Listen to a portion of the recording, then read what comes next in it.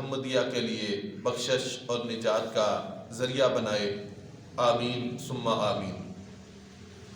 دوستان محترم، ہمارا جو موضوع گفتگو ہے وہ ہے اللہ والوں کی باتیں۔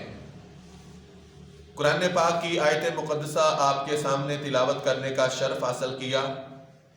اللہ پاک نے قرآن مجید میں ارشاد فرمایا کہ وَعِبَادُ الرَّحْمَنِ الَّذِينَ يَمْشُونَ عَلَى الْأَرْضِ، فرمایا رحمان کے بندے وہ ہیں، رحمان مطلب اللہ کے بندے وہ ہیں کہ یمشون علی الارض، جب وہ زمین پر چلتے ہیں تو بڑی نرمی کے ساتھ چلتے ہیں۔ یمشون علی الارض، آگے فرمایا ہَوْنًا وَإِذَا خَاطَبَهُمُ الْجَاهِلُونَ قَالُوا سَلَامًا، اور اگر ان سے کبھی ایسے لوگ جو جاہل مخاطب ہوں تو وہ ان کو سلام کہتے ہیں۔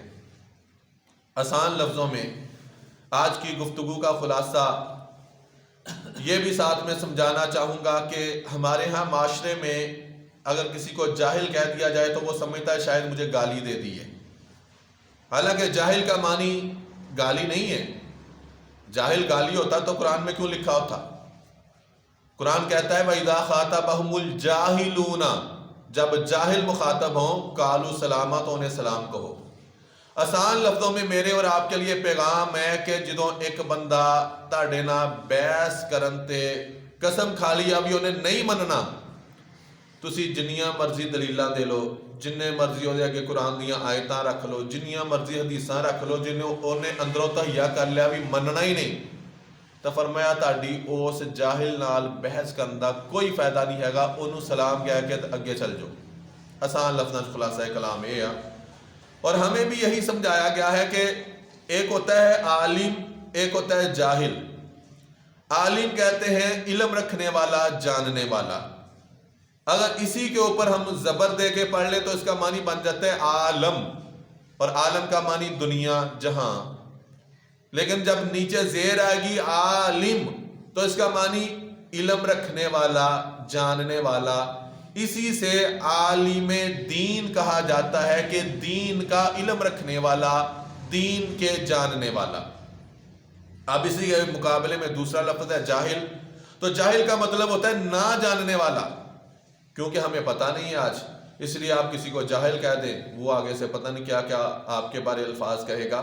تو قرآن کہتا ہے کہ ایسے لوگوں کے ساتھ بحث کرنے کی ضرورت نہیں ہے، آپ ایسے لوگوں کو سلام کہیں اور سلام کہہ کے آگے بڑھ جائیں۔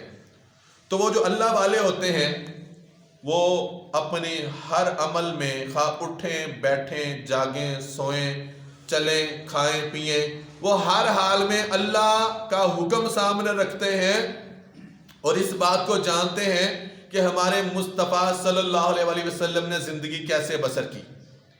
وہ اپنی زندگی کا ہر عمل جو ہے وہ مصطفیٰ علیہ السلام کے طریقے کے مطابق بسر کرتے ہیں۔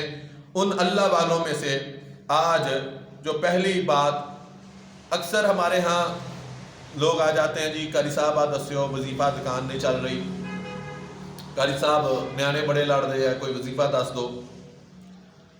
تو یہ سارے عمل تو ہیں، مگر صحابہ کرام کی زندگی پڑھیں، اولیاء کرام کی زندگی پڑھیں تو آپ فرماتے ہیں آج تک کوئی ایسا بندہ نہیں آیا جس نے آ کے یہ پوچھا ہو کہ یار کوئی ایسا وظیفہ بتاؤ، کوئی ایسا درود پاک بتاؤ کہ جو درود پاک پڑھیں وظیفہ پڑھیں تو کملی والے آقا محمد مصطفیٰ تشریف لے آئیں، حضور علیہ السلام کا دیدار ہو جائے، حضور علیہ السلام کی دنیا میں زیارت ہو جائے۔ ایسا بہت کم شاذ و نادر ایک آدھا بندہ آیا ہوگا اگر آیا ہوگا۔ تو اسی کے متعلق آج اللہ کے نبی علیہ السلام کے ایک صحابی رسول ہیں جن کا نام ہے ثوبان بن مالک۔ کیا نام ہے جی؟ ثوبان بن مالک رضی اللہ تعالی عنہ۔ اللہ کے نبی علیہ السلام نے ایک دفعہ جنت کا تذکرہ کیا، جنت کا ذکر کیا، تو حضرت ثوبان بن مالک رضی اللہ تعالیٰ عنہ رونا شروع ہو گئے۔ اللہ کے نبی علیہ السلام نے فرمایا بھی ثوبان کیوں رو رہا ہے؟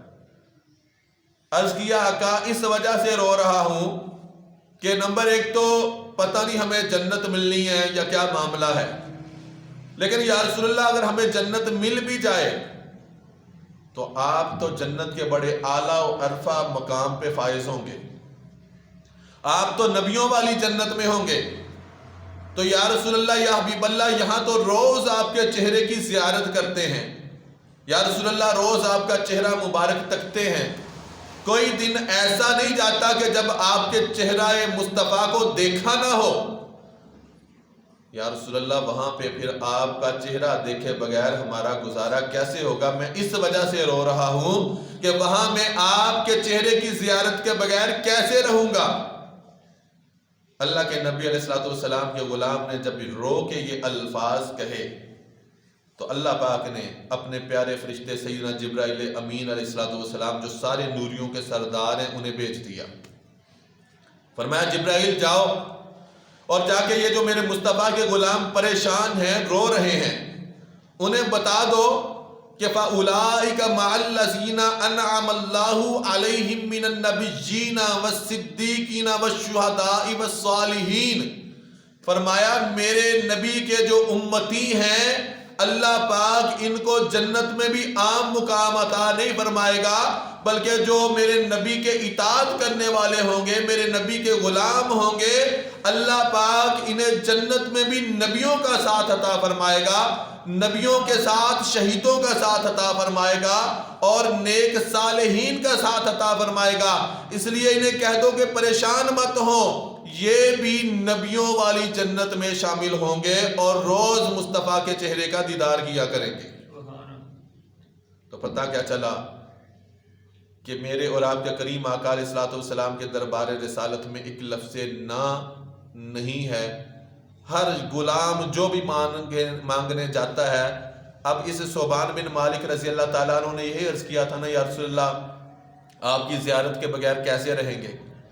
تو میرے اور آپ کے کریم آقا علیہ الصلوۃ والسلام نے دیکھیں ابھی فیصلہ فرمانا تھا، اس سے پہلے رب تعالیٰ نے فیصلہ فرما دیا کہ اے نبی اپنے غلاموں سے کو پریشان نہ ہو، بلکہ انہیں جنت میں نبیوں کا ساتھ عطا کروں گا۔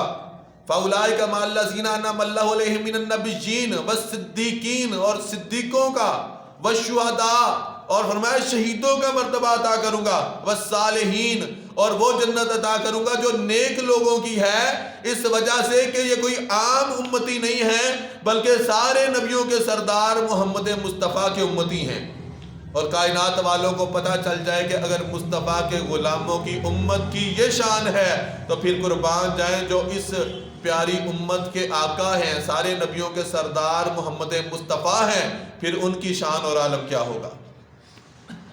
تو دوستان محترم، بس بات یہ ہے کہ ہم امتی بن جائیں، ہمیں جو مصطفیٰ صلی اللہ علیہ وسلم نے طریقہ بتایا ہے اس طریقے کے اوپر ہم چلنا شروع ہو جائیں۔